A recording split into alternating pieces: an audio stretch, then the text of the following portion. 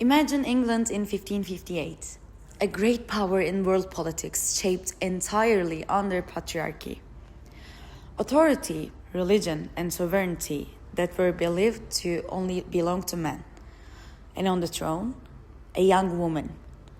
At that time, women had virtually no place in political life, just as they did not have in social life.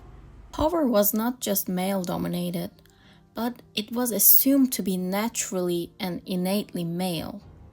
So the real question was not how Elizabeth ruled, but how she made people accept that she could rule at all.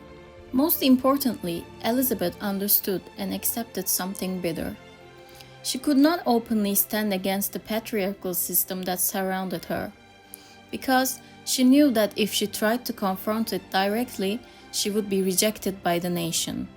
So she chose to do something far more strategic.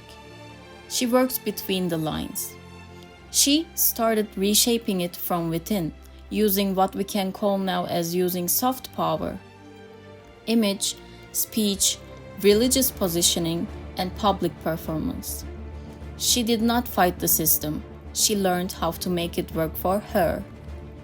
First, she carefully constructed a royal presence that made her appear distant, stable, and almost untouchable. She avoided looking personal, emotional, or fragile, qualities commonly associated with women of her time. Instead, she presented herself as controlled, timeless, and symbolic rather than a simple human being. This was not accidental. This was a political calculation. Elizabeth understood that if people saw her as a woman trying to rule, they would doubt or even deny her authority. So she made sure they saw a ruler who happened to be a woman.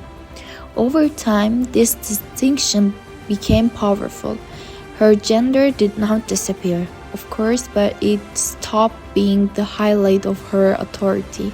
She created an image of herself that fought for her. Elizabeth knew that public speech could shape belief as much as written laws could. At Tilbury, when England expected invasion from Spain, she addressed her troops. She said, "I know I have the body of a weak and feeble woman, but I have the heart and stomach of a king." She did not deny being a woman. She redefined what it meant. With one sentence, she combined femininity and kingship. What society viewed as weakness became a new branch of strength. This was soft power in action in a discreet way. She turned a political disadvantage into a new version of authority. Her soldiers were not listening to a woman asking for trust anymore. They were listening to a commander who was unquestionably powerful. Before Elizabeth, England had been deeply divided by Catholic and Protestant conflicts.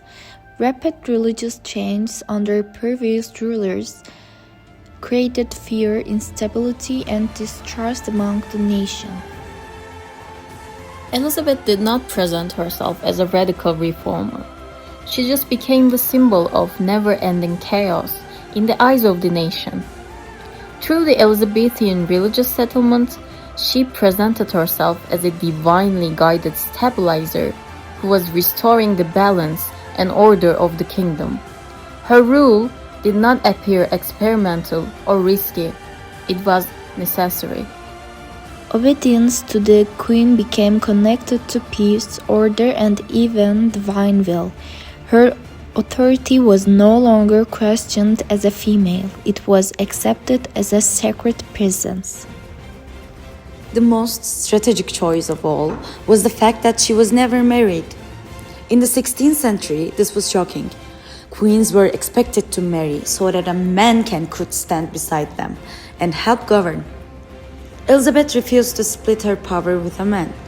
Instead, she created the identity of the Virgin Queen, claiming she was symbolically married to England nation itself. This was not personal. This was political symbolism at its highest level. If she had married, a man would have shared her hard-earned authority. Her body, her identity, and her private life all became tools of political messaging. Over time, subtly, something remarkable happened.